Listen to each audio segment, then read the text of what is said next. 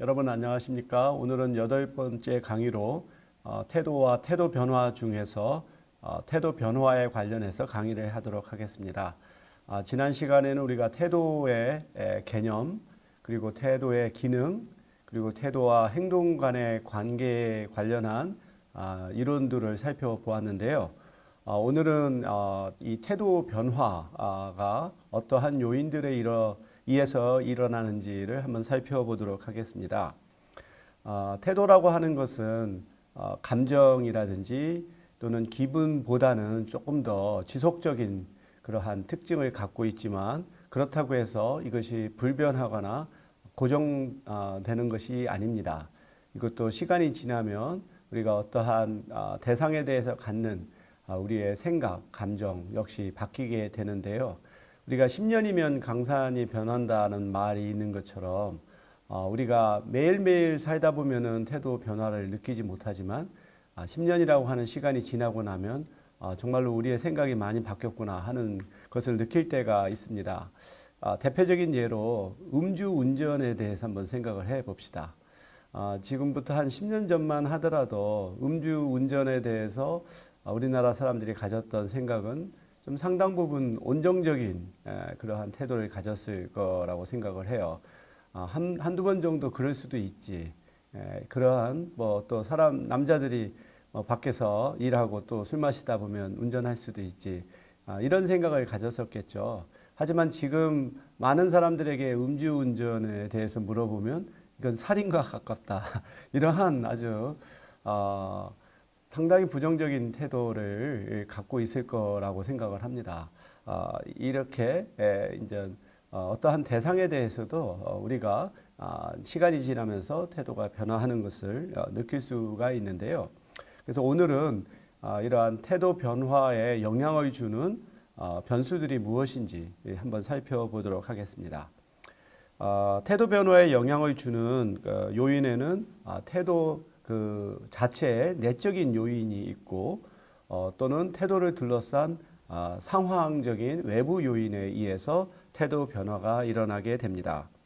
우선 태도 내재적인 요인으로 말할 것 같으면 기존의 태도가 새로운 태도와의 얼마만큼 유사한가라고 하는 유사성 정도, 그리고 기존 태도의 일관성 정도, 다른 태도와의 조화성 정도, 마지막으로 기존 태도의 유용성 정도, 이런 것들이 또 내적인 요인이라고 볼 수 있겠습니다. 첫 번째로 새로운 태도와의 유사성의 정도인데요. 지금 우리가 갖고 있는 태도와 또 우리가 새롭게 변화해야 될 태도 사이에 이것이 얼마만큼 유사한지에 따라 태도 변화가 일어날 수 있다라고 하는 것이죠. 만약에 지금 우리가 갖고 있는 태도와 정반대의 태도로 우리가 변화하는 것을 요구받게 되면 그것을 바꾸기는 매우 어렵습니다. 뭔가 그 새로운 태도가 기존의 태도하고의 어떤 나름대로의 연관성을 갖고 있고, 또 어떤 부분에서는 일치하는 부분이 있어야 그래도 뭔가 조금이라도 바뀌게 되는데, 그렇지 않은 아주 극단적인 경우에서는 우리가 태도 변화를 가져오기 어렵다라고 생각을 할 수 있어요. 그래서 오늘은 제가 태도 변화에 관련해서 구체적인 예로 인종주의라고 하는 하나의 태도를 가지고 한번 설명을 해 볼까 합니다.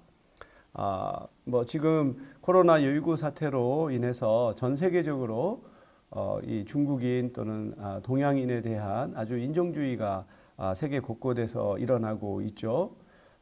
우리나라 사람들도 정말 이런 인종주의로부터 자유롭다라고 말을 할 수가 없겠죠. 우리 한국인들이 보이는 인종주의 태도를 보면 인종에 따라, 국적에 따라, 또는 그 출신 국가의 발전 정도에 따라 상당히 이렇게 차등 있게 대하는 어떤 위계적인 서열 의식을 갖고 있습니다. 그래서 우리나라보다 좀 더 못 사는 나라 출신의 사람들을 좀 무시하고 우리나라보다 좀 더 잘 사는 나라의 출신들은 좀 더 우대하는 이러한 태도들을 갖고 있죠. 또한 또 백인들이 흑인에 대해서 갖고 있는 그러한 아주 어떤 인종차별적인 것도 우리도 상당 부분 갖고 있어요. 그래서 한번 오늘 우리가 예를 드는 것은 우리 한국인이 다른 인종과 결혼하는 이쪽에 그걸 통혼이라고도 부릅니다. 또는 국제 결혼이라고도 부르죠. 이것에 대해서 한국인들의 이 태도가 어떻게 변화해 왔고 또 변화할 것인가에 대해서 한번 살펴보도록 하죠. 이 경우에 사람들 중에는 대체로 보면 좀 나이가 좀 더 많은 지금 한 70, 80 이상의 좀 더 노년층일수록 이런 타 인종과의 결혼에 대해서 굉장히 부정적인 생각을 갖고 있어요. 상대적으로 50대 이하, 좀 더 또 젊은 층으로 갈수록 이러한 국제 결혼에 대한 태도가 조금은 더 관용적이라고 생각을 하죠. 이 경우 좀 상당히 나이가 많은 노년층이 갖고 있는 이 국제 결혼에 대한 태도를 바꾼다라고 하는 것은 굉장히 어렵죠. 이분들한테는 이것이 단순히 개인의 문제가 아니라 가문의 명예라고도 이렇게 생각을 하고 국제 결혼한 만약에 어떤 가족의 구성원이 있으면 집에도 못 오게 하는 이러한 사태가 아직도 일어나고 있습니다. 바로 이렇게 아주 극단적으로 반대되는 태도를 갖고 있는 사람의 경우에 태도 변화를 일으키기는 매우 어렵죠. 하지만 국제 결혼에 대해서 그다지 긍정적인 것은 아니지만 조금 더 열린 자세를 갖고 있는 사람을 설득하기는 좀 더 용이하죠. 그래서 이 기존 태도와 새로운 태도와의 유사성이 태도 변화의 하나의 중요한 요인이다라고 볼 수 있고요. 두 번째로는 기존 태도의 일관성입니다. 우리가 태도가 인지와 감정과 행동의 세 가지 요소로 구성되어 있다라고 얘기를 했잖아요. 근데 이 세 가지가 아주 서로 강력하게 일치되어 있을수록 이것은 아주 견고하고 또 고질적이고 따라서 이것을 변화하기는 굉장히 어려워요. 예를 들어서 우리가 국제 결혼의 경우에 인지의 측면에서 이것은 일어나서는 안 되는 거다라고 이렇게 생각을 하고, 두 번째 감정 면에서도 이것은 일종의 개인과 가족의 수치심으로 이렇게 부끄럽다는 생각을 또 갖게 되고, 그리고 이것을 이제 만약에 자기가 실제로 반대할 수 있는 그런 또 힘이 있고 능력이 있다면 되게 이제 부모가 반대할 수 있겠죠. 이런 경우에 어떤 부모의 경우 이 세 가지 요소를 강력하게 갖고 있는 경우 그 사람의 태도를 바꾸기는 굉장히 어렵다라고 볼 수가 있어요. 그리고 세 번째로는 다른 태도와의 조화성입니다. 지금 자기가 갖고 있는 태도가 다른 또 태도와 이것이 조화를 이루고 있을 때 그러한 태도를 바꾸기 어렵다는 거죠. 그래서 이러한 국제 결혼에 대해서 반대하는 태도를 가진 사람들은 상당히 어떠한 혈통을 중시 여기고 또 민족을 중시 여기고 이런 성향이 강하죠. 또 어떻게 보면 또 상당히 애국심이 강할 수도 있어요. 이런 것들이 같이 한 세트로 움직이기 때문에 본인 자신의 경우에서는 상당히 안정된 자아를 갖고 있다고 생각을 하죠. 모든 것이 자기의 시각에서는 다 조화롭게 일치되는 상황인데 어느 하나만을 따로 바꾼다는 것은 굉장히 어렵습니다. 마지막으로 기존 태도의 유용성이에요. 기존에 자기가 갖고 있는 태도가 자신에게 이게 뭔가 이득이 되고 유용하면 그걸 굳이 바꾸려고 하지 않죠. 그래서 우선적으로 태도 변화라고 하는 것은 쉽게 일어나지 않는다는 거. 그리고 특히 태도 변화 중에서도 어떤 가치나 감정과 관련된 그 태도의 경우는 더욱더 이것은 견고해서 바꾸기 어렵다는 거죠. 상대적으로 이렇게 가치라든지 또는 감정과 관련이 적고 어떠한 지식이나 정보 또는 이해관계와 관련된 태도의 경우는 태도 변화가 일어날 수가 있어요. 왜냐하면 지식과 정보라고 하는 것은 기존에 자기가 갖고 있는 지식과 정보가 잘못됐다라고 하는 것을 입증하는 보다 더 정확한, 보다 최신의 지식과 정보가 주어지면 바뀔 수가 있고요.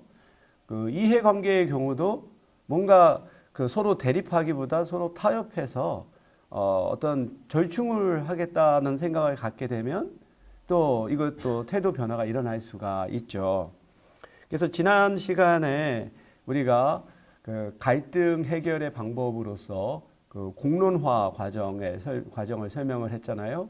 우리가 신골이 그 5, 6호기의 그 원전을 우리가 이제 계속해서 건설할 거냐 말 거냐, 그리고 장기적으로 우리나라에서 그 원자력 발전에 대한 방향을 어떻게 할 건가를 일반 국민들을 대표할 수 있는 시민들을 우리가 표집을 해서 그 사람들이 찬성하는 측과 반대하는 측, 그러니까 원전에 대해서 찬성하고 반대하는 측의 그 입장을 듣고 또 서로 토론하고 수기하는 과정을 통해서 마지막으로 결론을 이렇게 내리는 이러한 공론화 과정의 경우, 처음에 원전에 대해서 어떤 사람은 찬성하는 사람 또는 반대하는 의견을 갖고 있었던 사람이 있을 거예요.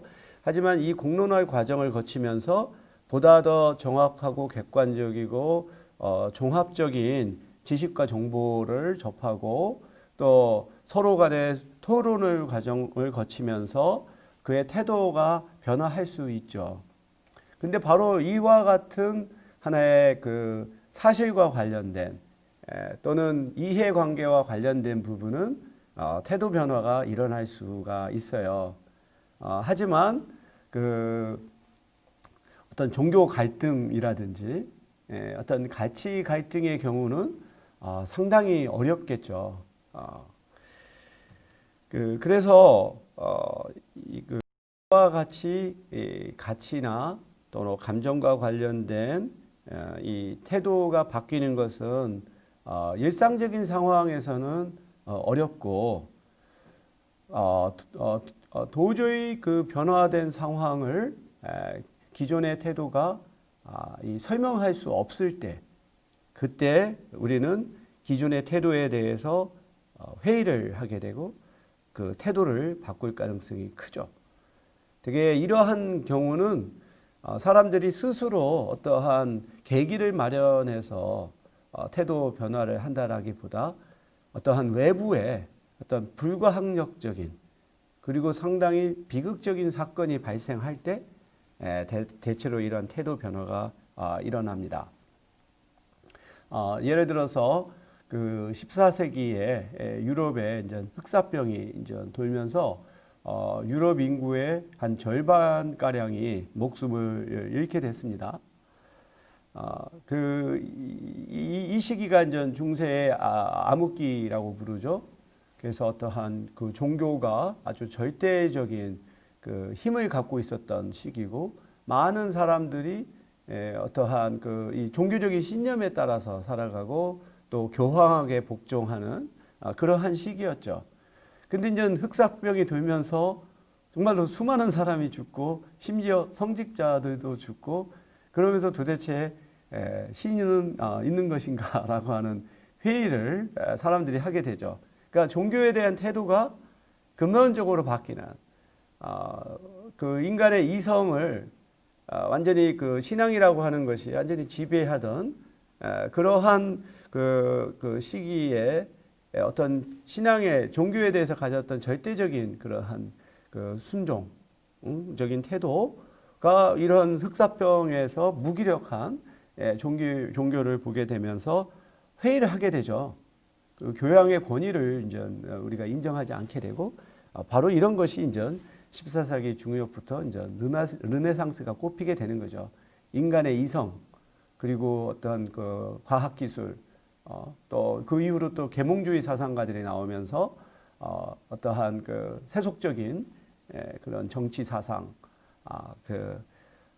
이런 것들이 이제 그 중세를 이제 그 극복하고 근대로 넘어가는 계기가 되는 거죠. 바로 이렇게 흑사병과 같이 예기치 않은 이런 불가항력적인 사태가 결국은 아주 견고했었던 종교에 대한 태도를 바꾸게 되고 사람들이 보다 세속적이고 합리적인 어떤 근대적인 인간으로 바뀌게 되는 아주 결정적인 계기를 마련했다라고 볼 수가 있습니다. 한번 그런 관점에서 코로나19 사태가 앞으로 우리 한국 사회와 또 우리 인류 문명에 미칠 영향 역시 저는 이 그 흑사병 못지않게 상당할 것이다라고 생각을 해요. 그래서 어떠한 방향으로 우리 사회가 바뀔 것인지를 한번 예측해 보는 것도 매우 중요한 일이라고 생각합니다. 지금까지는 태도의 내재적인 요인들을 살펴보았는데 어떠한 상황적인 요인들이 또 우리 태도를 바꾸게 되는 요인이 되어 그거에는 크게 새로운 태도의 원천이 어떤 거냐, 그리고 두 번째는 이 전달되는 메시지의 내용과 전달의 방법에 따라 또 태도 변화가 일어날 수가 있습니다. 그래서 특히 이 전달되는 메시지의 내용과 전달 방법은 설득과 관련된 그러한 요인이라고 볼 수 있어요. 특히 마케팅 같은 분야라든지 광고 분야에서 이런 것이 아주 하나의 중요한 기법으로 사용을 하죠. 특히 광고 같은 경우 소비자들한테 어떠한 방식으로 어떠한 내용의 메시지를 전달하느냐에 따라 소비자들이 그 상품이나 서비스를 구입하려고 하는 욕구를 갖게 될 것이고요.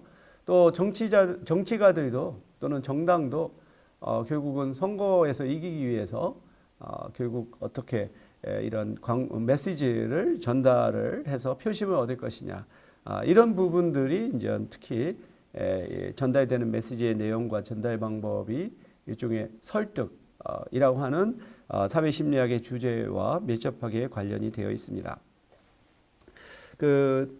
첫 번째 그 상황적인 외부 요인으로 새로운 태도의 원천인데요.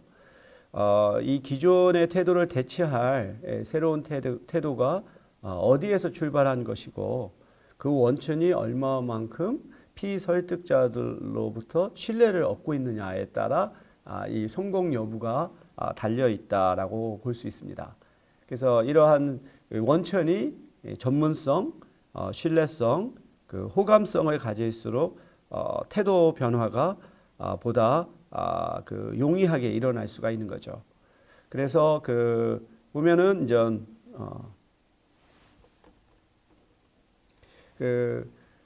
이 메시지를 전달하는 사람이 얼마만큼 그 분야에 있어서 전문성을 갖고 있느냐가 사람들로 하여금 태도 변화의 중요한 원인이 될 수 있죠. 우리가 신고리 원전의 문제를 놓고 공론화를 벌일 때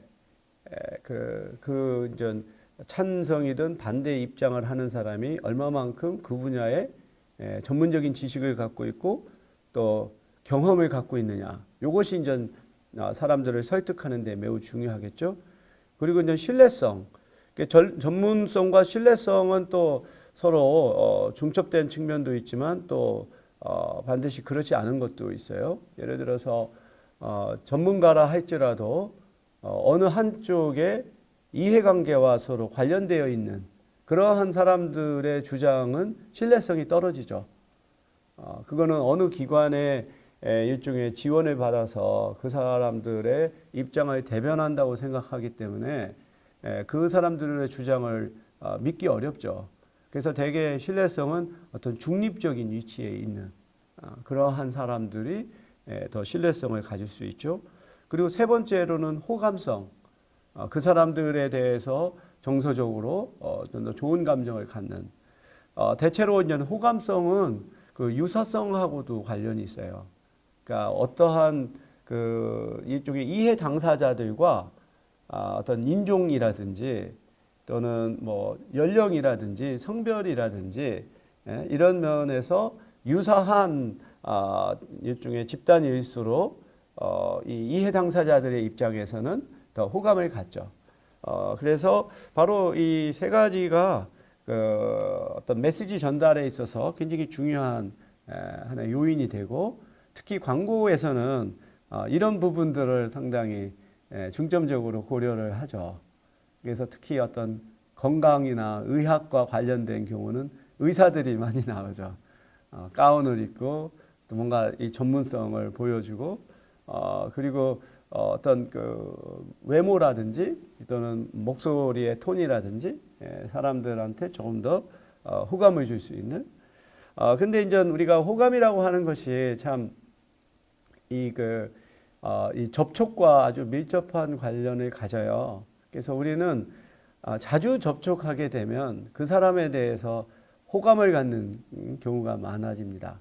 처음 보는 사람에게 호감을 갖기는 어려운데 여러 번 접촉하게 되다 보면 그 사람에 대해서 호감을 갖게 되죠. 그래서 대체로 우리나라 광고에서 보면 특히 유명인들을 모델로 쓰는 경우가 많은데, 어느 드라마나 영화에서 좀 히트를 쳐서 인기가 있으면 곧바로 이렇게 광고 모델로 나오는 경우가 많죠. 바로 이렇게 그 사람에 대한 호감을 일종의 후광 효과처럼 사용하는 것을 우리가 알 수가 있습니다.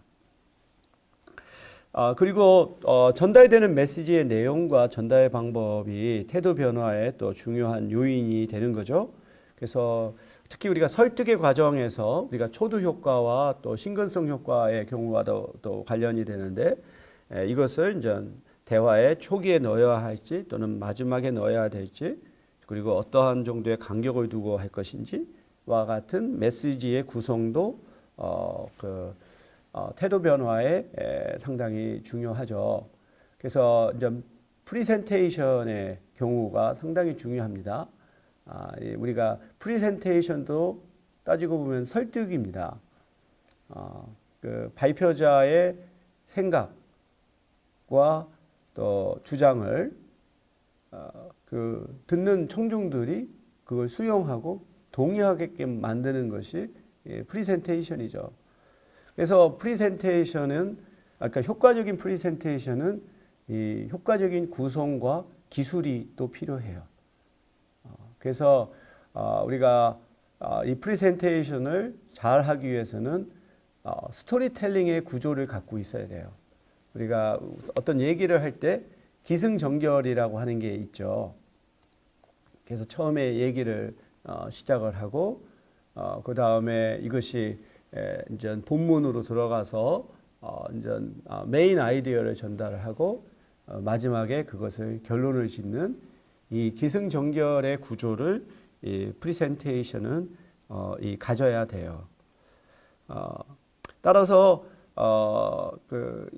저는 이 학생들에게 프리젠테이션의 중요성을 굉장히 강조를 하고, 또 이것은 학습과 훈련을 통해서 길러지는 것이기 때문에 우리가 어떤 것이 성공적인 프레젠테이션인지 자주 보고 또 그 구조와 기술을 배워야 된다라고 계속 강조를 하고 있는데, 그 테드 강연에 아주 이 프레젠테이션의 어떠한 그 기술에 대해서 이제 설명하는 그런 동영상이 있는데, 이제 그런 것들도 이제 우리가 한번 테드에서 프레젠테이션이라고 하는 검색어를 치면 아주 유용한 강연들을 접할 수가 있습니다.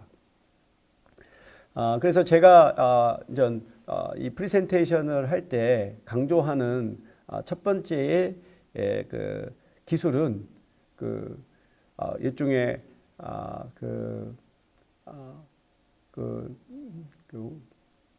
황금의 5분이라고 하는 골든 룰 of 5 minutes라고 할까? 우리가 이제 강연을 또는 프레젠테이션을 시작할 처음 부분의 5분, 그리고 강연을 마무리하는 마지막 5분, 이것을 우리가 어떻게 효과적으로 하느냐에 따라 이 프레젠테이션의 그 절반의 성공은 얻을 수 있다. 그런데 이 처음 시작하는 5분을 효과적으로 사용하지 못하면 사람들의 관심과 주목을 끌지를 못해요.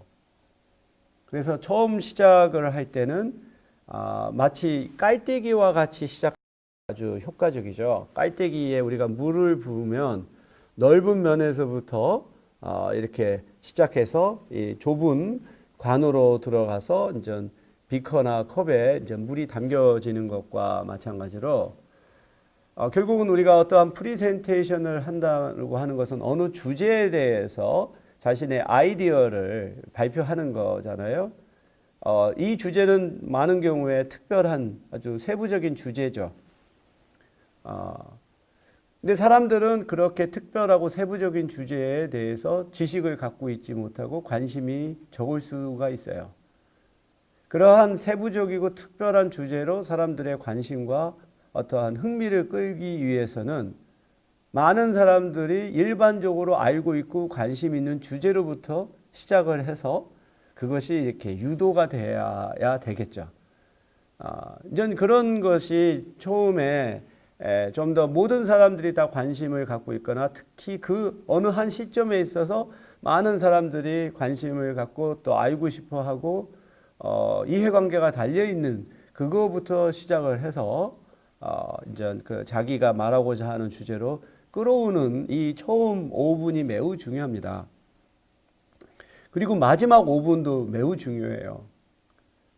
이 마지막 5분은 자기가 말했었던 부분들을 정리를 해줘야 돼요. 요약 정리해서 자기가 지금까지 무슨 얘기를 했는가를 다시 한번 이 청중들에게 확실하게 이걸 지각을 시켜줘야 돼요.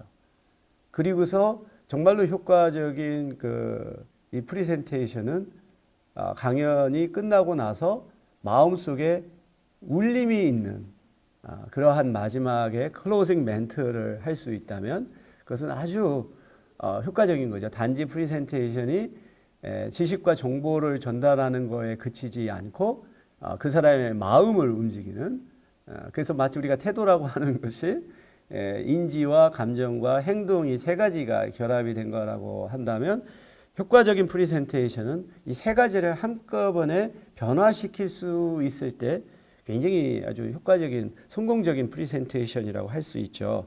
따라서 바로 이러한 이 구성이 매우 중요합니다. 그래서 앞으로 다룰 내용 중에는 이와 같은 구체적인 하나의 그 방법들에 대한 내용들이 있습니다. 두 번째로는 대안적인 정보를 제공하는 것이 매우 중요해요. 우리 사람들은 어떠한 뭐 상황에 있어서 서로 대안적인 입장이 있다는 걸 알고 있어요. 그런데 어느 한쪽이 일방적인 그러한 견해 또는 그 주장만을 하게 되면 반발이 생깁니다. 뻔히 그게 있는데 그거에 대해서 언급을 안 하게 되면 오히려 그것은 효과적인 방법이 아니죠. 뭐 예를 들어서 우리가 자동차를 산다고 할 때 자동차도 항상 보면 자기가 원하는 것과 자기가 갖고 있는 돈 사이는 항상 불일치하죠. 자기가 뭐 예를 들어서 2천만 원이 있다. 그 2천만 원의 차를 사려고 하면 항상 뭔가 부족한 게 있어요. 그래서 자기가 정말 원하는 것은 대체로 그거보다 1,000만 원, 너는 2천만 원 정도 비싼 모델이죠. 그렇죠? 그렇기 때문에 뭐 모든 것을 만족시킬 수는 없는데 만약에 어떤 세일즈맨이 정말로 성공적인 세일즈맨이라고 한다면 어떻게 이 사람을 설득을 해서 차를 예를 들어 3천만 원짜리 차를 구입을 하게 할까요?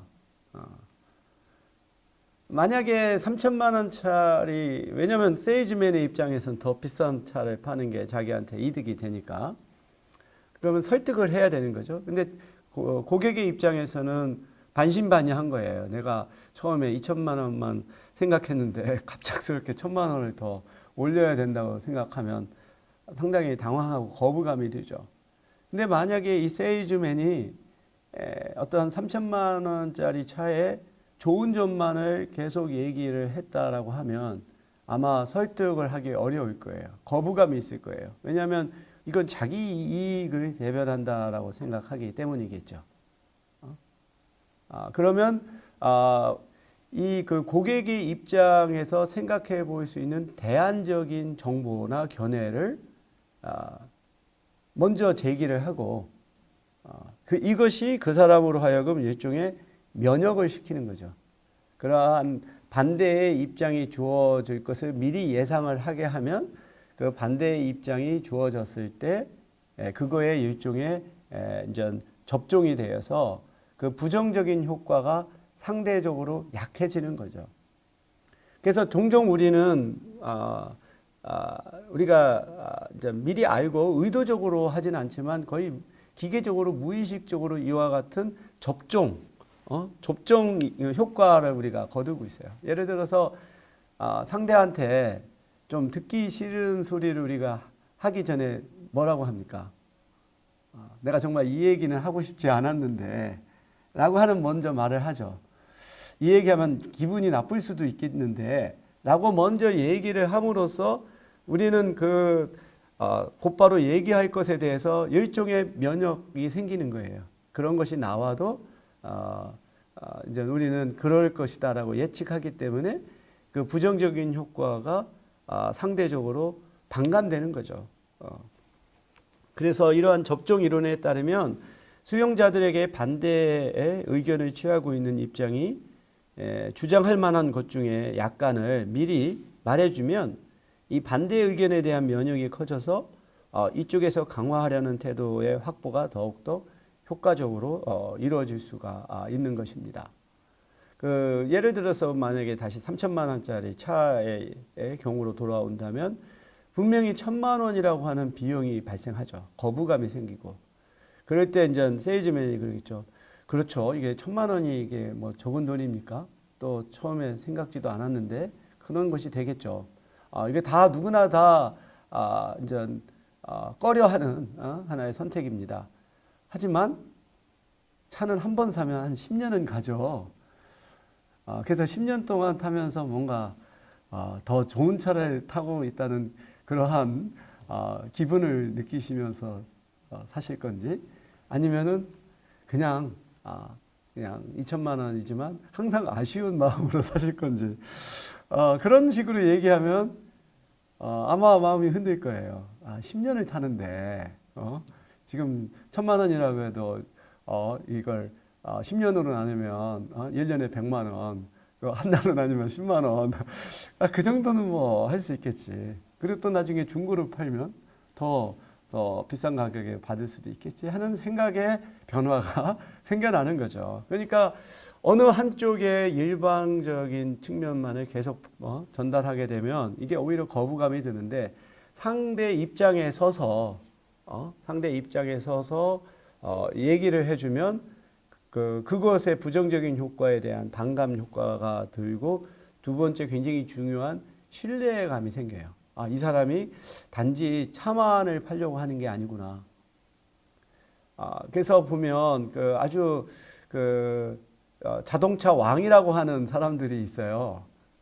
이제 현대차든 기아차든 이렇게 1년에 뭐 몇백 대씩 그래서 누적 심지어 만 대를 판 이런 판매왕들의 사례들이 있는데 제가 어느 한 기사에서 이 기아 자동차 판매왕의 스토리를 한번 들어봤어요. 이분은 고등학교만을 졸업을 하고 그다음에 이제 태권도 도장도 운영을 하고 여러 가지 또 용접도 했더라고요. 그래서 아주 여러 가지 힘든 일들을 거치고서 이제 자동차 세일즈맨으로 시작을 했고 처음에는 당연히 힘들었죠. 몇 달 동안 한 대도 못 팔고 그렇지만 아주 성실하게 이제 노력을 하고 또 자신의 일종의 이름을 원래 본명이 있지만 보면 우리가 가명 내지 이런 애명으로 쓰는 경우가 있잖아요. 그래서 자기 이름을 정주영이라고 해서 현대자동차 정주영 회장의 이름을 빌어서 자동차니까 또 자기 이름을 무슨 망우리의 정주영이라고 하는 이름으로 이렇게 해서 사람들이 쉽게 접근할 수 있게끔 했는데 이분이 정말로 오랜 기간 동안 판매왕으로서 남을 수 있었던 가장 중요한 건 진정성이었어요.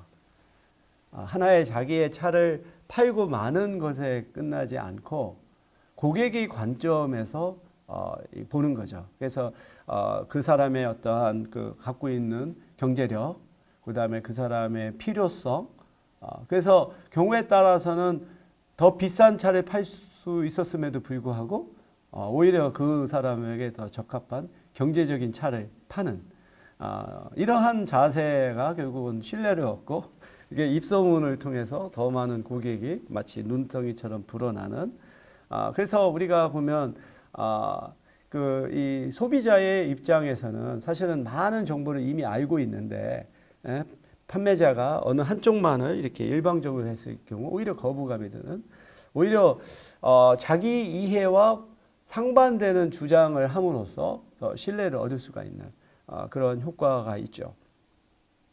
그리고 이 태도 변화를 가져오는 하나의 메커니즘들에는 크게 4가지가 있어요. 새로운 정보를 제공하고 공포를 유발을 하거나 감소하고 입장의 불일치 그리고 의사결정 과정에 참여하는 이런 방법을 통해서 태도 변화를 가져올 수 있다고 합니다. 첫 번째로 태도를 변화시키는 가장 일반적인 방법은 그 자신의 신념과 태도를 바꿀 만한 그 새로운 정보를 제공하는 거죠. 그래서 이 결국은 새로운 정보가 기존의 어떠한 신념과 이렇게 상반되고 그래서 이 새로운 정보에 대한 신뢰감이 생기게 되면 이것이 이제 태도 변화를 가져오게 되는데 이 경우 이런 새로운 정보가 신뢰성이 있고 정확해야만이 되겠죠. 근데 우리가 보면 확증 편향의 논리가 있잖아요. 항상 기존에 갖고 있었던 태도와 일치되는 것만 받아들이려고 하기 때문에 그러한 것을 극복할 만큼 이 새로운 정보가 신뢰성이 있고 정확해야 되겠죠. 그리고 두 번째로는 공포를 유발을 하거나 또 감소하는 거죠. 그래서 심리학적 연구에 따르면 이 공포 유발과 태도 사이에서는 일종의 일종의 뭐라고 할까 역육자의 곡선을 이룬다고 합니다. 그러니까 역육자니까 이렇게 되겠죠. 이렇게 거꾸로지는. 그래서 이 공포가 증가하면 이것이 태도 변화로 따라서 증가를 해요. 근데 어느 수준을 넘어서고 나서는 오히려 이것이 그 효과가 줄어드는. 그래서 어느 적정한 수준까지는 공포가 증가하면 사람들의 태도 변화도 일어나지만 그 수준 이하로서는 오히려 더 역효과를 가져온다라고 하는 거죠. 근데 이제 다음에도 내가 그 슬라이드에서도 공포의 효과에 대해서도 얘기하겠지만 사실 많은 우리 마케팅을 보면 광고를 보면 공포를 유발하는 겁니다. 그러니까 평상시에 우리가 미처 생각하지 못했던 그런 위험성을 사람들로 하여금 깨닫게 해서 그 상품이나 서비스를 이제 구입하게 만드는 것이죠. 한번 여러분 이 공포라고 하는 관점에서 한번 그 광고를 한번 가만히 살펴보세요. 특히 우리의 몸과 관련된 거에서는 굉장히 많아요. 뭐 대표적으로 우리가 잠을 자는 그 침대의 경우 우리 눈에는 안 보이니까 그냥 침대에서 자죠. 근데 이제 아주 고도 현미경을 딱 들이대면 진드기가 막 돌아다니는 걸 보죠. 야, 내가 이런 데서 잤어?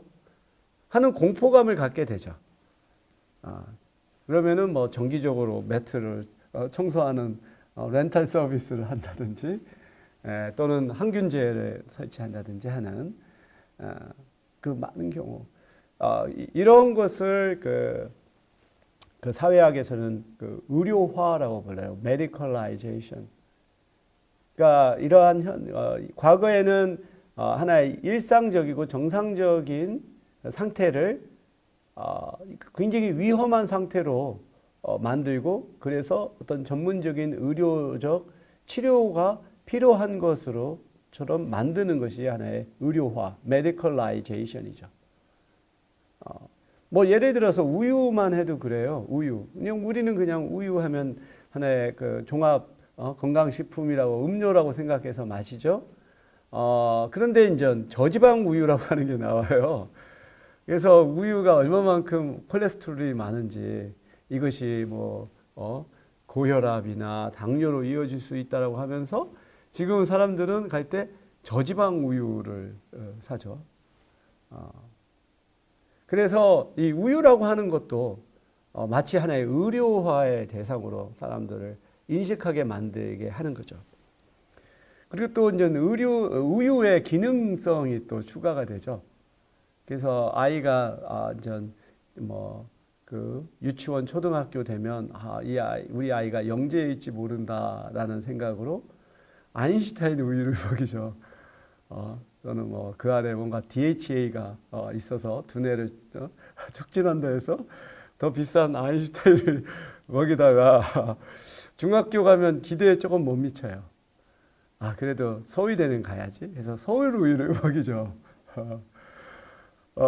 근데 이제 고등학교 가니까 이거는 서울대 가기도 어려워요. 그러니까 인서울만 가도 좋다 하면 전 건국 우유를 먹인다든지 우스갯소리긴 한데 바로 이렇게 우유라고 하는 것도 이게 마치 어떤 기능을 갖고 있다라고 사람을 믿게 만들면 더 프리미엄을 주고 그 비용을 지불하게 만드는 거죠. 이만큼 이 공포라고 하는 것이 마케팅에 굉장히 효과적으로 많이 쓰이고요. 어찌 보면 정치와 광고는 쌍둥이 같다는 생각도 들어요. 정치인들이 하는 그들의 그러한 그 선전들, 홍보를 보면 광고와 아주 유사하고 그들이 가장 많이 쓰이는 방법은 결국 공포입니다. 어떠한 외부의 적을 만들어내고 이제 경우에 따라서는 가상의 적까지도 만들어내서 사람들로 하여금 공포심을 유발하고 그래서 그 공포심을 이용해서 자신의 표를 모으려고 하는 이러한 선동 정치인들이 뭐 역사적으로도 많았고 지금도 많죠. 항상 우리나라에서는 북풍이라고 하는 게 그런 거였었잖아요. 이렇게 여당과 뭐 진보의 정당과 보수의 정당이 아주 첨예하게 이렇게 경쟁할 때 뭔가 북한의 어떠한 그 남침과 같은 공작과 같은 이런 사건을 터뜨려서 이제 표심을 이제 반공으로 이렇게 돌아가게 만드는 이러한 공포라든지 또 지금 코로나19 사태와 같은 경우에 이것을 이제 그 외국인 또는 이민자 여러 소수자들한테 돌림으로써 그 표심을 또 자기들의 그 이해에 사용하려고 하는 이런 공포라고 하는 것이 또 태도 변화에 상당히 유용하게 많이 쓰이고 있다는 거죠. 저는 우리 그 학생들이 마이클 무어 감독의 보울링 포 콜럼바인이라고 하는 영화를 한번 시청했으면 좋겠어요. 뭐 전부를 봐도 좋고 아니면 유튜브에서 뭐 이 영화에 대한 소개 그런 그 콘텐츠를 봐도 좋겠고요. 결국은 이 보울링 포 콜럼바인이라고 하는 영화는 미국에서 왜 이렇게 총기 사고가 많이 일어나냐? 전 세계에서 이 총기 사고로 가장 많은 사람이 죽는 나라가 미국인데 왜 바로 인접한 캐나다 같은 경우도 역시 총기를 사람들이 소유할 수 있는 그러한 나라임에도 불구하고 거기서는 이런 총기 사고가 매우 적게 발생하지만 미국은 왜 이렇게 만연하냐? 결국은 미국의 어떤 폭력성, 미국 사회가 이 그 공격이나 폭력을 상당히 정당화하고 미화한다라고 하는 사실 미국의 건국 초기부터가 그 살고 있었던 원주민들을 백인들이 무력으로 정말로 그 전멸을 하고 또 인디안 보호구역이라고 하는 곳에 가둬두고 그리고 또 지금도 뭐 전 세계에서 많은 전쟁을 일으키고 있는 이러한 공격이나 폭력이라고 하는 것이 미국 사회에서는 정당화되고, 그리고 이제 그것이 문제 해결의 하나의 효과적인 방법으로 쓰이고 있다라는 거예요. 그것이 결국은 사람들이 어떤 자신의 어떠한 감정이 상했거나 모욕을 당했거나 그럴 경우에 해결 방법으로 쉽게 총기를 사용한다. 결국 미국 사회에 아주 만연해 있는 이 폭력이라고 하는 이것이 결국은 뿌리다라고 하는 거죠. 우리가 할리우드 영화를 보시면 금방 알 거예요. 그냥 람보 같은 사람 나와가지고 그냥 기관단총으로 갈게 되면 자기는 죽지 않고 수많은 적군들이 그냥 추풍 낙엽처럼 쓰러져가는. 근데 우리가 그 영화를 보면서 총에 맞아서 쓰러지는 사람의 고통에 대해서 우리는 전혀 느끼지 못하잖아요. 무감각해지는 거죠. 그러니까 폭력에 우리가 자주 이렇게 노출되다 보면 이 폭력의 그 심각성에 우리는 무감각해져요. 그것이 이제 피해자와 우리 간에 있어서의 심리적인 연대, 공감을 이제 끊게 만드는 요인이 되는 거죠. 자세한 내용들을 한번 여러분이 살펴보면 좋겠고요. 근데 이 콜럼바인 고등학교에서 에릭과 딜란이라고 하는 두 고등학생이 트렌치 코트 같은 걸 입고 마치 영화 매트릭스에서 하는 것처럼 총을 난사를 했거든요. 근데 왜 이러한 두 청소년이 그와 같은 폭력을 했을까에 대한 이유로서 이들이 평상시에 이 헤비메탈 록 가수인 메릴린 맨슨의 아주 그냥 폭력적인 가사와 그러한 멜로디의 음악에 심취돼서 영향을 받았다라는 설명을 이제 사람들이 했어요. 왜 이 청소년이 그와 같은 끔찍한 일을 한 것은 바로 이러한 아주 폭력적인 미디어에 노출이 됐다. 그래서 이 마이클 무어 감독이 당사자를 찾아가서 인터뷰를 했어요. 그랬더니 이 친구가 보기와는 다르게 아주 지성적이에요. 볼 때는 정말로 아주 괴기스러운 분장도 하고 무대에서 기타를 일렉트릭 기타를 바닥에서 치고 하는 그런 모습인데 정작 인터뷰를 해보니까 매우 지성적인 사람입니다. 이 친구가 하는 말은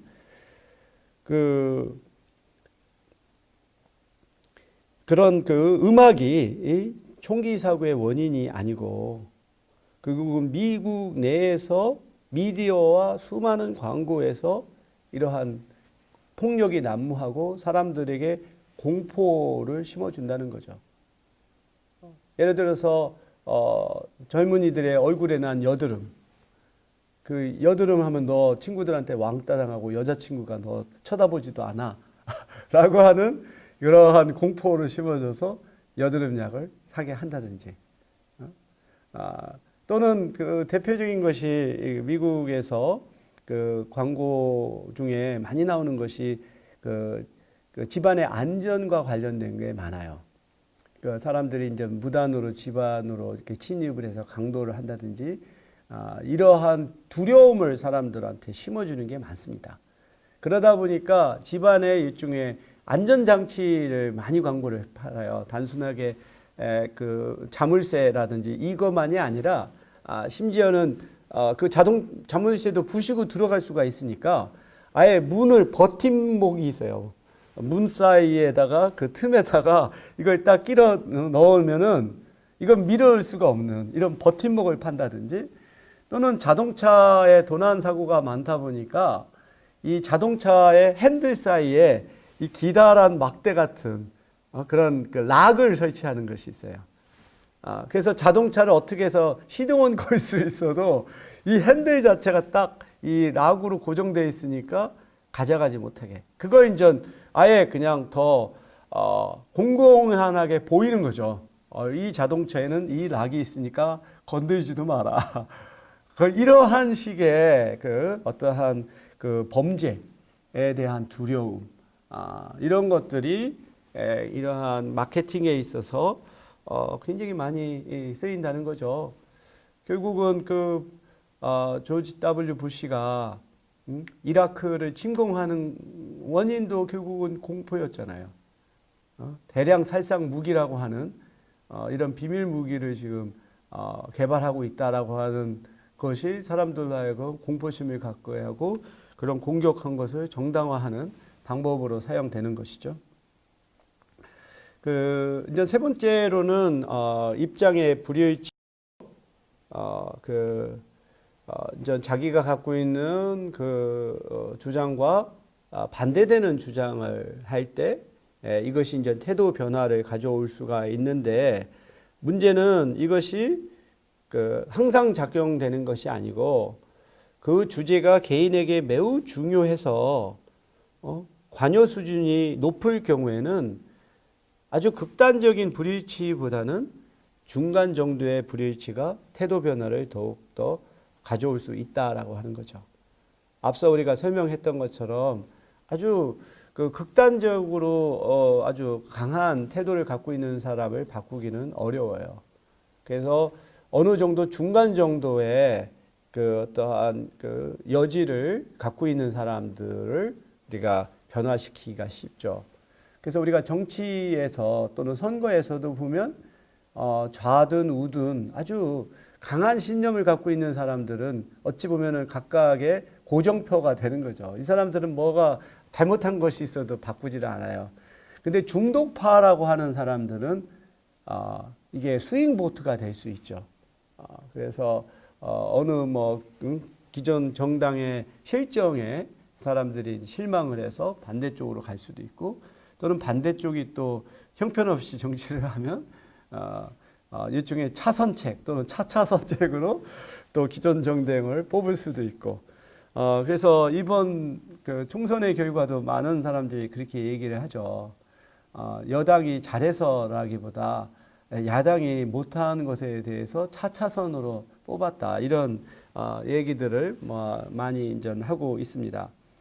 그래서 대개 이제 우리가 한 중간 정도에 있는 여지가 있는 경우에 우리가 상반된 주장을 할 경우 그게 설득이 될 가능성이 크다.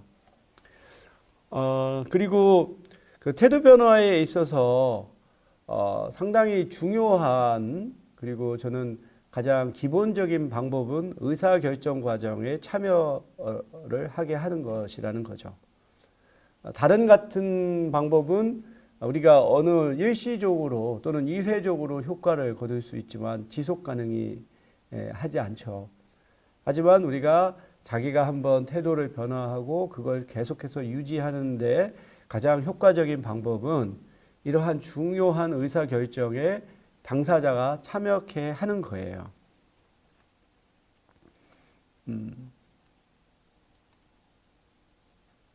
그래서 브룸이라고 하는 학자는 우리가 어떠한 의사결정에 참여하게 되면 그것에 대해서 자기가 관여를 하게 되는 거죠.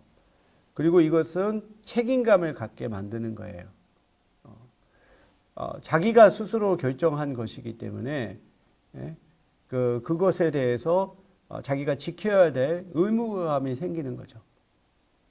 그래서 의사결정에 참여하는 것은 이것이 단지 민주적인 절차라는 것을 떠나서 개인으로 하여금 찬반 양론을 거치고 토론을 거치고 그래서 결과적으로 우리가 어느 한쪽으로 결정을 내리고 나면 자기도 그거에 참여한 것이기 때문에 그것을 지켜야 될 책임감을 갖게 만든다는 거죠.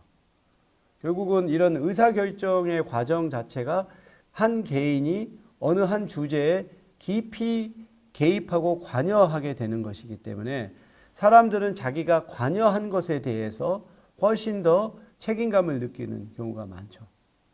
우리가 지난번에 한번 사회심리학의 방법론을 소개를 하면서 그 얘기를 들었었죠. 그 상관의 하나의 그 효과죠. 상관의 효과. 우리는 사실 그 상관관계가 없는 것도 마치 자기가 거기에 개입을 하면 이 상관관계가 훨씬 더 클 것이다라고 생각하는 경향이 있다라고 했잖아요.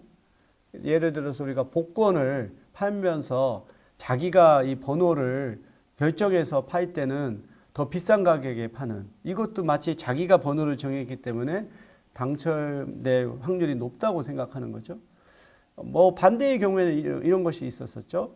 그 양로원의 경우에 노인들이 이 양로원의 관리에 함께 참여하게 하는 경우와 당신들은 그런 거 굳이 참여할 필요 없고 그냥 우리가 다 하겠다라고 했을 경우 한 달이 지난 후에 그 노인들의 어떤 건강 상태를 보면 그 양로원의 관리에 뭐 청소라든지 어떤 의사결정 과정에 참여한 사람들이 훨씬 더 건강 수준과 행복감이 높았다라고 하는 것도 바로 이 우리가 어떠한 사안에 있어서 자기가 방관자가 아니고 어떤 적극적인 참여자일 경우 거기에 자신이 이제 그 개입하고 관여하는 정도가 높아지고 그것이 이제 그 태도 변화를 가져오게 만든다라고 하는 거죠. 그래서 공론화 과정을 다시 한번 설명을 하자면 바로 공론화 과정이 한 개인이 의사결정 과정에 깊이 개입하고 관여하게 만드는 절차죠. 그렇기 때문에 그들이 나중에 그 공론화 조사를 해서 어떤 결정이 이루어지게 되면 자기들이 내린 것이기 때문에 그걸 수용을 하게 되는 거죠. 그런 우리가 방법이라고 볼 수가 있습니다. 그 태도 변화를 설명하는 이론으로 정교화 가능성 모형이라고 하는 게 있습니다. 이 이론에 따르면 우리의 태도 변화는 그 중심적인 경로를 통한 태도 변화와 주변적인 경로를 통한 태도 변화로 일어날 수 있다라고 하는 것이죠.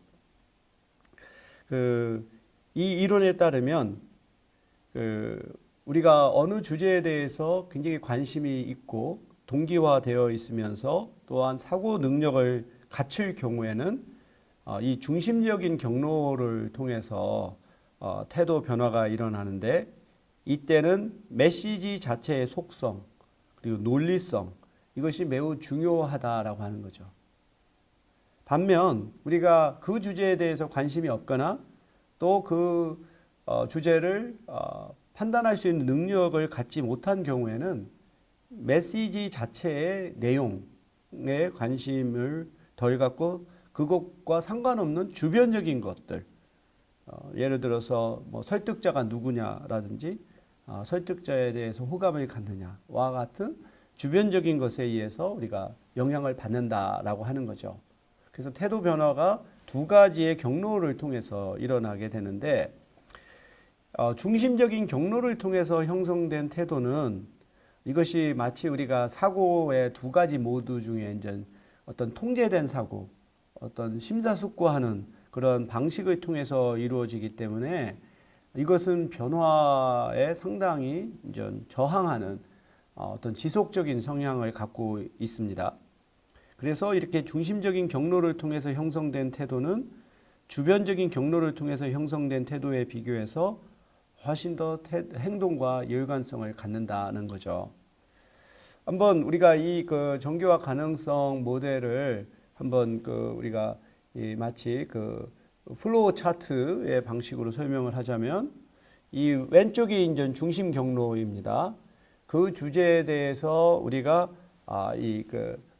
사고할 지금 자세가 되어 있느냐 그렇다라고 하면 그러면 그것을 판단할 능력이 우리가 갖고 있느냐 그렇다 하면은 우리는 그 주장의 질, 내용에 의해서 우리의 태도가 영향을 받고 그렇게 해서 형성된 태도는 행동과 보다 더 일관된 경향을 보입니다. 반면 그 주제에 대해서 우리는 별로 이렇게 판단할 관심도 없고 판단할 능력도 없어요. 이럴 경우는 어떤 주변적인 경로 또는 주변적인 단서에 의해서 우리는 우리의 태도가 형성이 되는 거죠. 요걸 좀 한번 우리 한국어로 좀 번역을 해서 볼 것 같으면 아까 말한 것처럼 정보를 처리할 동기가 되어 있느냐, 그 다음에 정보를 처리할 능력이 있느냐, 이럴 경우 이렇게 과정 어떤 중심적인 내용을 통해서 이루어진 경우에는 이것이 보다 더 안정되고 견고한 태도가 만들어지는 것이고 이것은 상당히 지속적이고 변화에 저항을 하고 우리가 어떻게 행동할 것인지 예측하기가 용이하죠.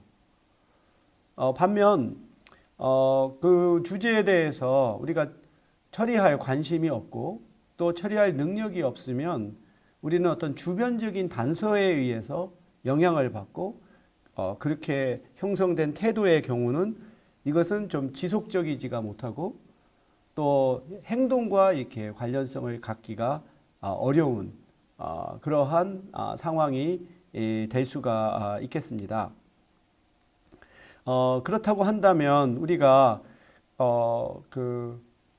이와 같은 그 두 가지 루트를 통해서 그 형성되는 태도는 어떤 것이 있을까 한번 생각을 해 봅시다. 우선은 그 주제에 대해서 별로 관심이 없어요. 그리고 또 그 주제에 대해서 또 이렇게 판단할 능력도 별로 없어요. 그럴 경우에는 대개 메시지를 전달하는 사람이 누구냐에 의해서 우리는 영향을 많이 받겠죠. 그러면 이렇듯이 어느 주제에 대해서 이제 처리할 동기도 없고 능력도 없을 경우는 주변적인 것들에 의해서 영향을 받는다라고 했는데 지금 우리 사회에 굉장히 중요한 이슈 중에 하나인 차별금지법에 대한 일반 사람들의 태도를 한번 생각해 봅시다. 이 차별금지법은 인종이나 또는 국적이나 연령이나 성별이나 신체의 어떤 장애 여부나 또는 성정체성 등에 의한 부당한 차별을 금지하는 법안이죠. 그리고 이것은 한국 사회가 더욱더 다인종 다문화 사회가 되어가고 또 인권이 중시되는 사회로 가는 그 길목에서 반드시 갖춰져야 될 기본 법이라고 우리가 볼 수 있어요. 근데 여전히 이게 국회를 통과하고 있지 못하죠. 가장 큰 이유가 특히 이제 성정체성에 의한 차별을 차별 금지를 반대하는 보수 기독교 단체들의 로비에 의해서 국회에서도 이렇게 아주 이렇게 적극적이지 못한 것이 직접적인 원인인데요. 이 경우 사실 차별금지법에 대해서 많은 사람들이 관심을 갖지 않을 수 있어요. 자기하고 직접 관련이 된다고 생각하지 않으니까. 그러니까 우선 그거에 대해서 별로 동기화도 되어 있지 않고 그 구체적인 내용을 또 살펴보려고 하는 능력도 없고 어떤 지적인 능력이 안 되든 또는 생계 때문에 그런 것까지 생각해 볼 여유가 없든 이러한 사람들은 그 금지법의 어떤 내용에 관련해서 태도가 형성되기보다 상당히 주변적인 것에 영향을 받을 수 있죠. 예를 들어서 사람이 개돼지와 다른 게 뭐냐 이런 식으로 원색적으로 한다든지 또는 어느 성경에서 나오는 일부 구절들을 따서 한다든지 또는 또 아까 말한 것처럼 이 메시지를 전달하는 사람들의 권리 그래서 어떤 기독교 신도들 가운데 그 목사에 대한 절대적인 이 순종하는 사람은 그 사람이 반대하니까 우리도 반대한다는 이런 것들에 의해서 반대할 수가 있어요. 그래서 상당히 이것은 좀 더 어찌 보면은 취약한 것일 수가 있죠. 근데 반면 그것에 대해서 정말로 깊이 관여되어 있는 경우 이거는 굉장히 중요한 문제다라고 생각하는 경우 그 다음에 그것을 정말로 판단할 수 있는 능력이 있는 사람 이런 사람들은 보다 더 중심적인 루트를 통해서 그 차별금지법의 내용들 이것이 정말로 개인의 권리를 보호하는 것인지 또는 이것이 또 지나치게 정부가 개인의 삶에 개입하는 것인지 이런 부분들을 면밀히 살펴보고서 그의 태도가 형성이 되겠죠. 그래서 만약에 이런 것들을 아주 면밀하게 해서 차별금지법을 만들어야 된다라고 찬성하는 사람은 굉장히 아주 강한 태도가 형성이 되고 그것을 실천하기 위한 행동으로 이어질 가능성이 크죠. 근데 반대로 이것을 또 반대하는 쪽으로 강한 태도가 형성되는 사람은 아무리 다른 사람의 어떤 설득에 쉽게 넘어가지가 않고 또 어떤 이런 반대 집회에 또 참여할 가능성도 큰 거죠. 따라서 이렇게 주제에 따라서 그리고 또 자신의 어떤 개입 여부와 또 어떤 판단 능력에 따라 우리의 태도가 서로 다른 방식으로 형성이 되고 그거에 따라 태도 변화가 쉬우냐 어려우냐가 이제 결정될 수 있다라고 보는 거죠.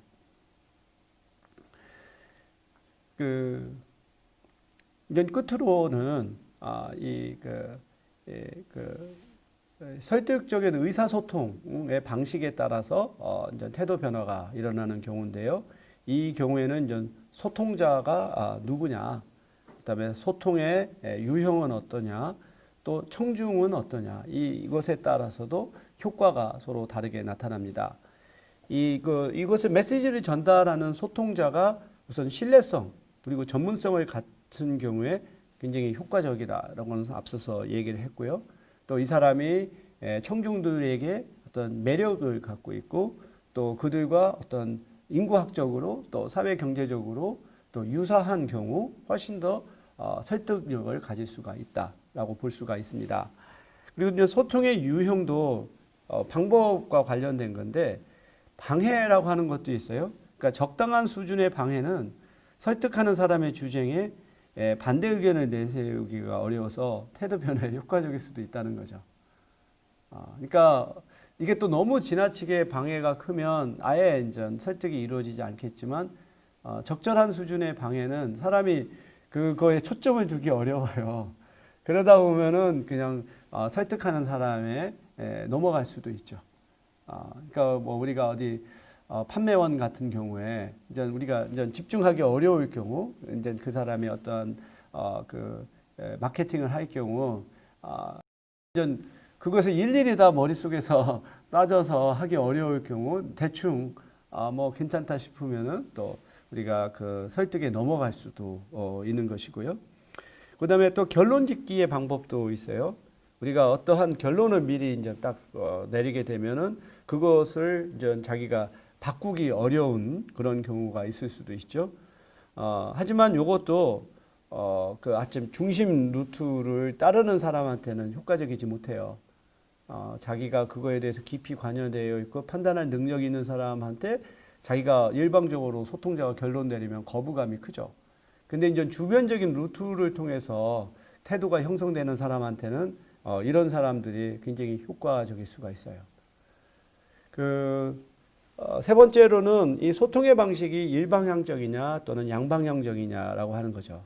앞서 우리가 그 면역의 원리, 접종 이론을 얘기를 했던 것처럼 그 반대 의견이 있는데 그것을 언급하지 않고 어느 한쪽만 했을 경우 이것은 사람들한테 설득력을 갖기가 어렵습니다.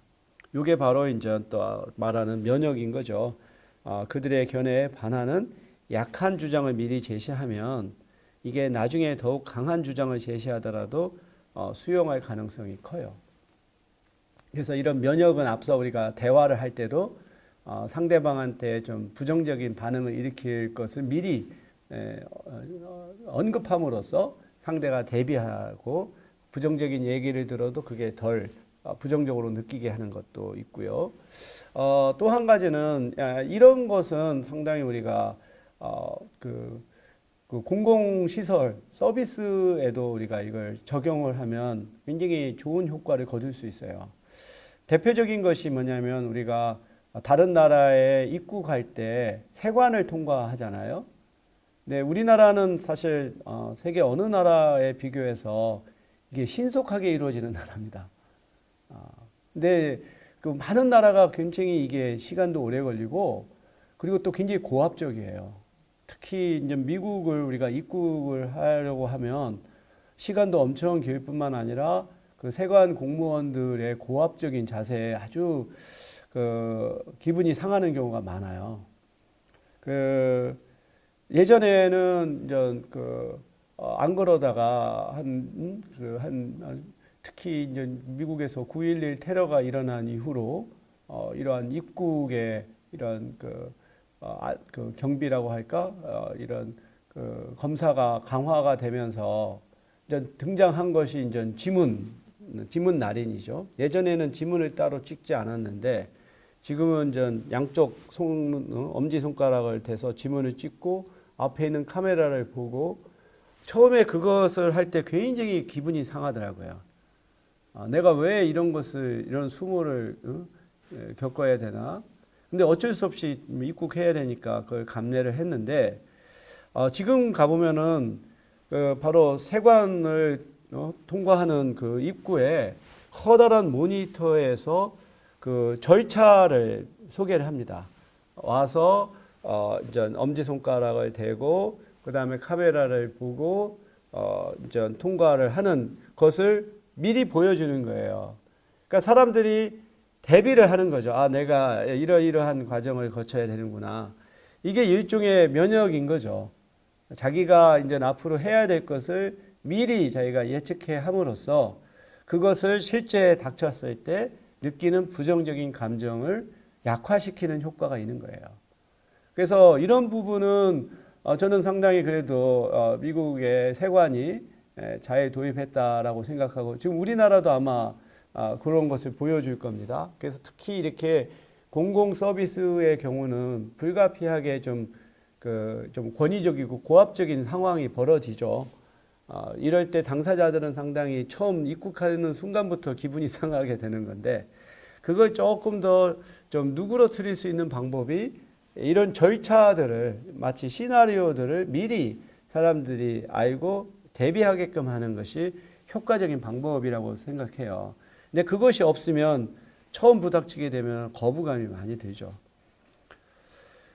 그리고 앞서 우리가 말했던 것처럼 이 공포라고 하는 것이 태도 변화에 주는데 이 공포가 태도 변화에 효과적이기 위해서는 여러 가지 또 조건들이 갖춰져야 되는 것이지 무조건 공포의 수준을 높인다고 해서 태도 변화가 일어나는 게 아니라는 거예요.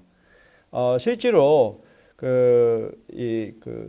한 실험에 따르면 그 파상풍이라고 하는 이 질병의 위험성을 이제 알린 집단과 알리지 않은 집단이 있고 그리고서 이 두 집단에서 이제 나중에 파상풍 예방 주사를 맞는 학생들의 비율을 조사를 했어요. 근데 보면 이 파상풍의 위험성을 아주 경고하는 아주 끔찍한 그러한 사진을 담은 이 정보를 접한 집단과 정보를 이제 접하지 않은 집단을 비교를 해보면 가장 이 파상풍 예방 주사를 맞은 학생들이 비율이 높은 경우에 공포 메시지의 수준이 높은 경우죠. 그런데 이게 단순히 공포 메시지가 높다라고만 해서 파상풍 예방 접종을 받은 게 아니라 이 예방 접종을 맞는 방법에 대해서 정보를 준 집단과 그렇지 않은 집단에 또 확연한 차이가 있는 거예요. 그러니까 이 파상풍의 위험에 대해서도 정보를 얻고 어떻게 예방 접종을 받을 것인가에 대해서 정보를 받은 학생들이 가장 많이 예방 접종을 받은 것이고 공포 메시지는 받았지만 이것을 해결하는 방법에 대해서 정보를 얻지 못하는 학생들은 결국은 파상풍 접종을 받지 않은 거죠. 따라서 우리가 어떤 공포가 있을 때 공포를 해결하는 방법이 갖춰졌을 때 사람들이 태도 변화와 행동 변화가 일어날 가능성이 높다라고 하는 거죠. 그래서 아까 다시 우리가 이제 프리젠테이션의 그 예를 또 들자 보면 이 효과적인 프리젠테이션은 기존의 우리의 질서나 또는 행동 양식이 더 이상 작동하지 못한다라고 하는 문제의식을 사람들한테 심어줄 때 사람들은 이 프리젠테이션의 주장에 영향을 받을 가능성이 커요. 하지만 그것을 실제로 해결할 수 있는 방법이 같이 주어졌을 때 사람들은 그쪽으로 이동할 가능성이 크다라고 하는 거죠. 대표적으로 그 아이폰이 처음에 이제 런칭했을 때 그 스티브 잡스가 했던 광고, 그것이 이제 프리젠테이션에 있어서 바이블 중에 하나라고 합니다. 그래서 스티븐 잡스가 이 아이폰을 홍보하면서 했던 것이 기존에 우리가 사용했던 것이 얼마만큼 형편없는가를 얘기를 하는 거예요. 그 당시에 이제 아이폰이 이렇게 선풍적 인기를 끌기 전까지 블랙베리라고 하는 캐나다 회사의 그러한 그 휴대전화기가 있었어요. 이 자판이 따로 있어서 상당히 입력하기 편했는데, 이전 그런 블랙베리의 하나의 그 단점은 뭐 다른 것도 마찬가지지만 메시지, 텍스트를 전달하는 데는 효과적일 수는 있어도 어떠한 그 이미지 같은 거, 동영상 같은 것을 보기에는 아주 형편없이 부족했죠. 결국 아이폰이라고 하는 것은 사실 전혀 없는 새로운 기술을 도입한 게 아니라 이미 기존에 있었던 것들을 결합을 한 거거든요. 일종의 그 음악을 듣는다든지 또는 메시지를 보낸다든지 또는 그 인터넷을 한다든지 하는 것을 하나의 기계에 결합한 것이 사실은 이 아이폰의 하나의 창의성이지 기술 하나하나가 새로운 건 아니죠. 결국은 이 스티브 잡스가 효과적으로 했던 건 기존에 있는 기기들이 얼마만큼 지금 현재 우리가 갖고 있는 욕구를 해결하는 데 부족한가를 제시를 한 다음 결국 이것이 모든 것을 해결할 수 있다라고 하는 대안을 제시함으로써 사람들로 하여금 아주 열광하게 만드는 것이죠. 그래서 이 공포만으로서는 부족하다. 우리가 어떤 대책이 있을 때 사람들은 그 메시지에 상당히 공감을 하고 설득을 할 수가 있다라고 하는 것입니다. 그리고 이제 청중의 유형도 중요해요. 아까도 계속 나오는 것이지만 청중이 그 주제에 얼마만큼 개입이 되어 있는지, 깊이 개입이 되어 있는 경우는 어떤 중심적인 루트를 통해서 메시지의 그 내용으로서 어떠한 그 시도를 해야지 주변적인 것으로 했다가는 아무런 효과를 거둘 수가 없는 것이고, 또 소통자와 청중 간의 간격도 일종의 이러한 그 거꾸로 놓은 컵의 모양처럼 어느 정도 가까워야 또 이 태도 변화가 일어나지만 또 지나치게 너무 가까워도 태도 변화가 일어나기가 어려운 그러한 적절한 수준의 거리감을 유지하는 게 또 효과적인 설득이다라고 볼 수가 있죠. 그래서 이와 같은 방법을 실제 하나의 설득 메커니즘으로 사용하는 경우에 다음과 같은 세 가지의 또 방법이 있어요. 문간에 발 들어놓기 기법, 면전에서 문 닫기 기법, 덤 끼워주기 기법, 이런 것들이 있습니다. 그래서 문간에 발 들여놓기 기법은 사소한 것부터 공략하는 거예요. 원래 자기가 요구하는 큰 것이 있는데 그것을 요구하기 전에 이 정도는 그래도 수용할 수 있는 수준의 것을 먼저 요구하고 그것을 사람들이 이제 받아들이면 그 다음에 더 높은 수준의 것을 요구했을 경우 그것을 응낙할 가능성이 더 높다라고 하는 거죠. 그래서 프리드먼과 프레이저라고 하는 학자가 캘리포니아의 팔로알토라고 하는 스탠포드 대학교, 또 지금 그 실리콘밸리가 위치한 미국에서 가장 부유한 지역인데 거기에 있는 주부 156명에게 전화를 해서 우리가 소비자 단체인데 남성 6명이 한 팀이 돼서 당신 집을 방문해가지고 2시간 동안 이 가전용품을 조사하는 그 일을 좀 하게 해달라 했더니 22%만이 그걸 요구를 들어줬어요. 이제 그 다음에는 아주 굉장히 이제 이 정도는 사람이 들을 수 있는 요구죠. 집에서 쓰는 세제와 관련된 한 8가지 짧은 질문에 좀 답을 해달라 했더니 대부분이 승낙을 했어요. 다음에 3일 후에 다시 전화를 해서 이렇게 그 간단한 요구를 승낙했던 사람들에게 다시 이제 요청을 해서 이번에 좀 우리가 2시간 동안 한번 조사할 수 있게끔 해달라 했더니 52%가 승낙을 했다는 거죠.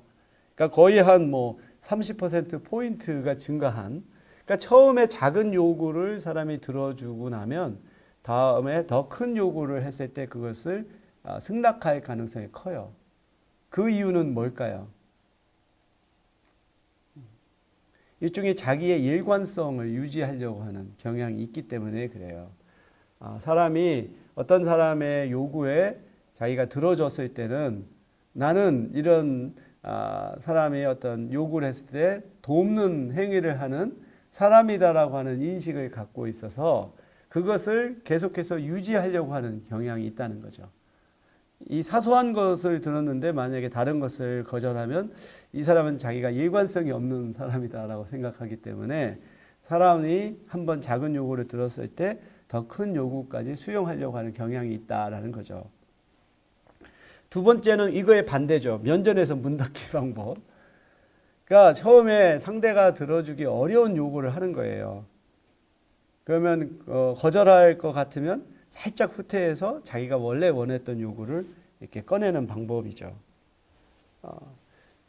이것이 작동하는 원리는 호혜의 규범이에요. 내가 비록 큰 것은 못 들어줬지만 이게 상대가 자기를 양보해서 이렇게 요구를 낮췄는데 상대가 그만큼 낮췄으면 나도 낮춰서 서로 호혜를 베풀어야 된다는 생각이 무의식적으로 작동한 것이 바로 이렇게 처음에 큰 요구를 거절했지만 다음에 작은 요구를 요청했을 경우 수용할 가능성이 높다라는 거죠. 덤 끼워주기 기법도 있어요. 처음에 좀 비싼 좀 수용하기 어려운 것을 했다가 상대가 좀 거절할 만하면 다른 것을 끼워 넣어서 마치 이게 더 자기한테는 이득이 되게 하는. 그래서 컵케이크 하나에 $1를 주고 팔려고 했을 경우 이제 살려고 하지 않으면 우리가 쿠키 2개를 덤으로 주겠어요 하면 사람들은 이게 덤이다라고 싶어서 더 이걸 사게 된다라고 하는 거죠. 그래서 한 그런 그 일화가 있어요. 이게 사실인지 아닌지는 잘 모르겠지만 이 사탕 가게가 2개가 이제 가까운 데 있는데 똑같은 제품의 사탕을 팔아요. 근데 어느 사탕 가게는 계속해서 이렇게 사람들이 모여서 이렇게 발전을 하고 어느 가게는 손님이 줄어서 결국은 문을 닫게 됐다고 합니다. 근데 어떤 차이가 있냐면 둘 다 정량을 팔아요. 정량. 결국은 사탕을 봉지에다가 딱 담고 그 장사가 잘 되는 데는 정량을 이렇게 상태를 하고 한 주먹을 더서 얹어줘요. 근데 장사가 안 되는 집은 이것을 듬뿍 담았다가 그것을 이렇게 쫙 잘라내는 거죠. 둘 다 정량인데 소비자의 입장에서는 첫 번째의 경우는 마치 자기가 더 덤으로 얻었다라고 생각하는 거죠. 근데 두 번째의 경우는 마치 자기께 깎여나간다는 생각을 하니까 결국은 사람들은 손해를 본다라고 생각하는 거죠. 아주 미묘한 차이겠지만 이것이 소비자들한테 주는 그 느낌은 크게 다른 거죠. 그래서 결국 소비자들은 자기 가격에 비교해서 더 많은 것을 얻으려고 하는 거죠. 그런 부분들을 잘 캐치하는 가게들은 사람들이 많이 몰리고 뭔가 야박하다라고 하는 데는 사람들이 오지 않게 되는 그런 것을 우리가 볼 수가 있습니다. 그리고 네 번째 또 낮은 공 기법이 있어요. 그 상대한테 좋은 거래 조건을 제시해서 그로 하여금 끌어들이게 한 다음 그리고 거래를 완료할 때 드는 비용을 높여서 원래 조건과 다르더라도 사람들이 더 자기한테 좀 불리한 조건임에도 불구하고 원래 했던 결정을 끝까지 밀고 나가게 하는 그런 방법인 거죠. 그래서 예를 들어서 우리가 어떤 자동차를 또 판다고 할 때 처음에 낮은 가격으로 해서 사람을 끌어들여요. 그리고서 나중에 이제 하려고 하니까 그 가격대로는 안 되는 거예요. 뭐 예를 들어서 어떤 옵션을 반드시 넣어야 된다든지. 근데 그럴 경우에 우리는 처음에 조건하고 다르니까 취소할 수도 있지만 상당 부분은 우리는 그냥 더 비용을 더 지불하더라도 원래대로 그것을 구입하는 경우가 많죠. 그래서 뭔가 사람들은 자기가 능동적으로 어떤 것을 선택하고 나면 그것을 보다 긍정적으로 보는 경향이 있어요. 그래서 그것을 쉽게 포기하지 못하는 그런 경향이 있는 거죠. 또는 뭐 유인 상술 기법들이 있죠. 준비 과정에서 개입을 이끌어낸 다음에 거래를 실행할 수 없거나 또는 구미가 당기지 않게 만들어서 더 비용이 많은 더 큰 비용이 드는 거래를 제한하게 하는 방법인 거죠. 그래서 우리가 종종 이런 걸 많이 보죠. 특히 중고 자동차 가격 같은 경우 정말 보통은 한 뭐 1,500만 원 이상인데 1,000만 원에 나왔다. 막상 가보면 이 팔려 없어요. 그럼 거기까지 갔는데 어쩔 수 없이 더 비싼 가격으로 다른 모델을 사는 경우, 이런 경우도 왜냐하면 사람이 거기까지 간 것도 비용이라고 생각하고 우리가 이런 것도 다 이제 비용이기 때문에 또다시 비용을 들이고 싶지 않아서 하는 경우가 많죠. 근데 지금까지는 상당히 어떻게 보면은 좀 기만술과 같은 것이라 지속적인 것을 얻기는 어려운데 그 로버트 치와이디니의 사회심리학 책에서 이 치와이디니 교수가 이제 이렇게 아주 성공적인 이런 세일즈맨들에서 발견한 6가지의 원리가 있다고 합니다. 호혜의 원칙이 있어요. 사람은 자기한테 호혜를 베푼 사람의 요구를 기꺼이 들어줄 가능성이 크다는 거예요. 그래서 아까 말했던 자동차 세일즈맨들, 판매왕들을 보면 그 고객들한테 계속 메시지를 보내요. 그리고 또 어떠한 뭐 그 사람의 어떤 집안일이 있을 때도 또 관여도 하고 그렇게 공을 들여놓으면 다음에 자동차를 교환할 때가 되면 그 사람한테 찾아가는 거죠. 그리고 두 번째가 개입과 여유관성의 원칙이죠. 그래서 소비자가 직접 구매 계약서를 작성하면 이걸 취소할 가능성이 적은 거죠. 그래서 어떤 과정에 이들이 보다 더 개입하게 만드는 거, 그리고 또 권위자의 추천을 따르는 경우가 많다는 거, 그리고 세 번째가 사회적 증거라고 해서 자신과 비슷한 사람들이 행동을 권유받을 때 그 요구에 더 잘 순응하는 경우가 많다고 합니다. 이게 바로 베스트셀러가 생겨나는 이유예요. 사람들은 자기가 어떠한 판단을 내릴 때 판단의 근거가 없잖아요. 그럴 때 다른 많은 사람들이 어떠한 판단을 내리는가를 판단해서 자기가 결정을 하는 경우가 많아요. 그래서 베스트셀러가 더 많이 팔리는 이유는 사람들이 이 책을 많이 본다고 하는구나. 그렇기 때문에 자기도 이 책을 봐야 된다라고 하는 효과가 발생하는 거죠. 그 다음에 희소성의 원칙. 보면 항상 이런 게 많잖아요. 이게 마지막 기회입니다. 이제 뭐 마지막 떨입니다. 이런 식으로 이게 굉장히 희소하다라고 하는 것을 강조할 때 사람들은 이때 사지 않으면 뭔가 손해보는 것 같은. 그래서 되게 그 좀 명품들은 이 리미티드 에디션이라고 하는 게 있어요. 특히 이제 그 카메라의 경우도 뭐 우리가 명품 카메라로 드는 게 독일의 라이카 사진기거든요. 좀 이렇게 라이카 사진기 좀 좋은 모델 같은 경우는 이게 6천만 원, 7천만 원을 합니다. 근데 지금 DSLR, 뭐 캐논이나 니콘이나 소니 같은 거, 그거 라이카보다 더 성능이 좋음에도 불구하고 그거는 비싸야 뭐 한 500만 원. 더 보급형의 경우는 더 싸죠. 50만 원만 해도 DSLR, 크롭 바디 그 카메라를 할 수 있어요.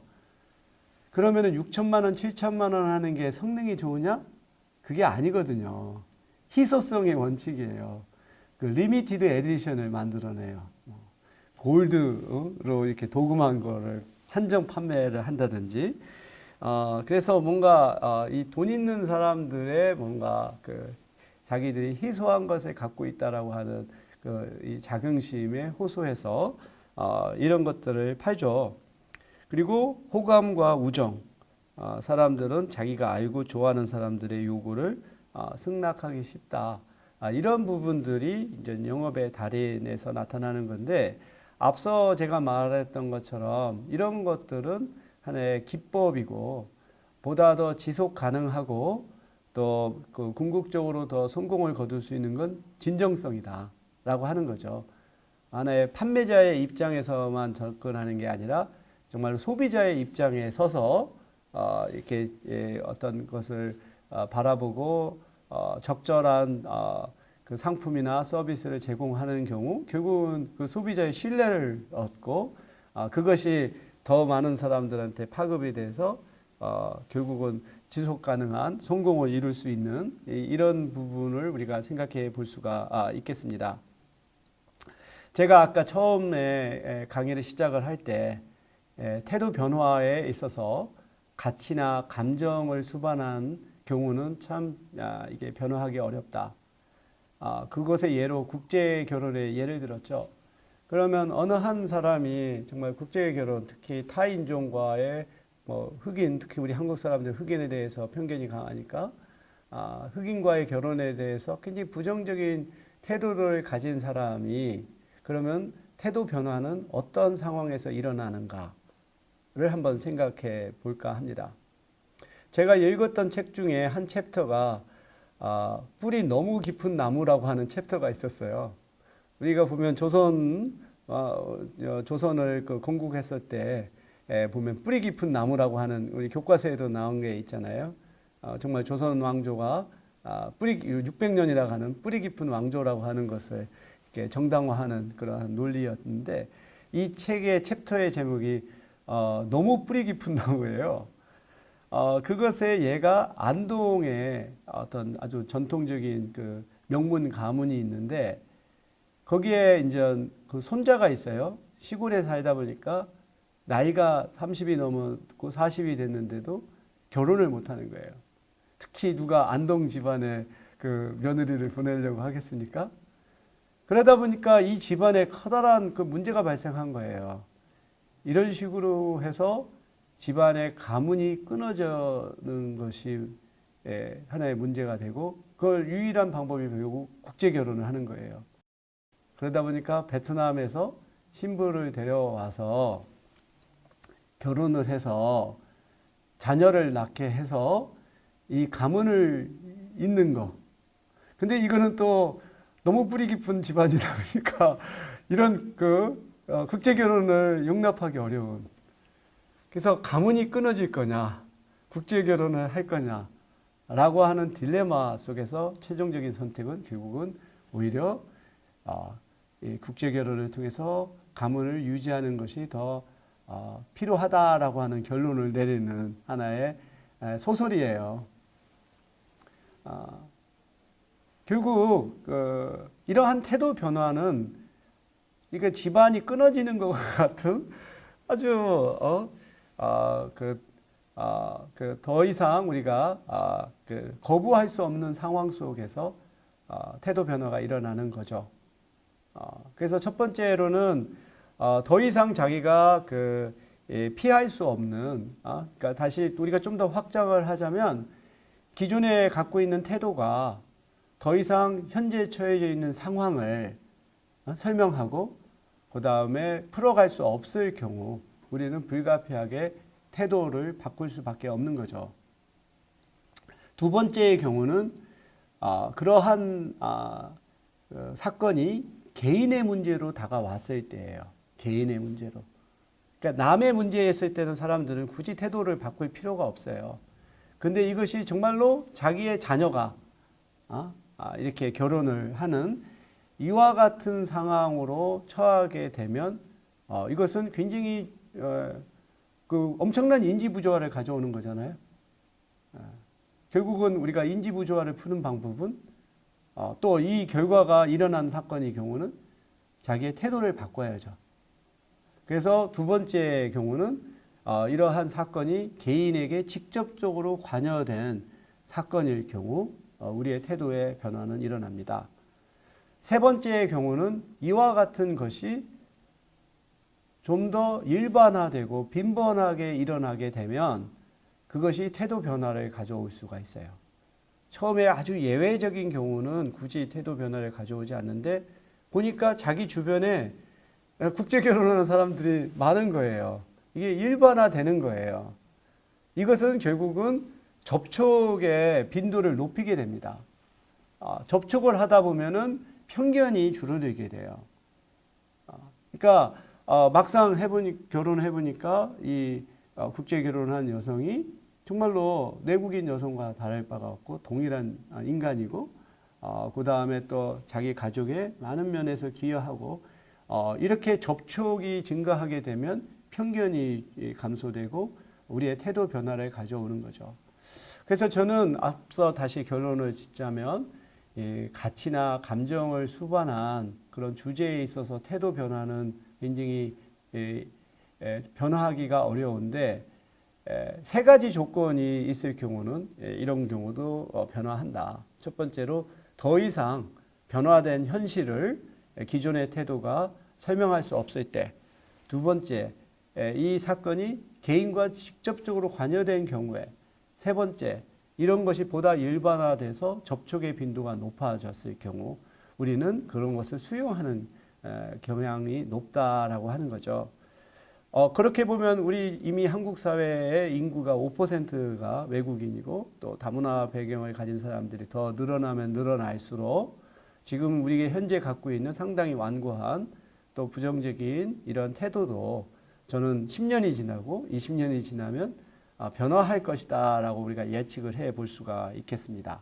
그리고 그와 같은 좀 더 관용적이고 유연한 태도가 우리가 다문화 사회를 살아가는데 필요한 요건이다라고 말을 할 수가 있겠습니다.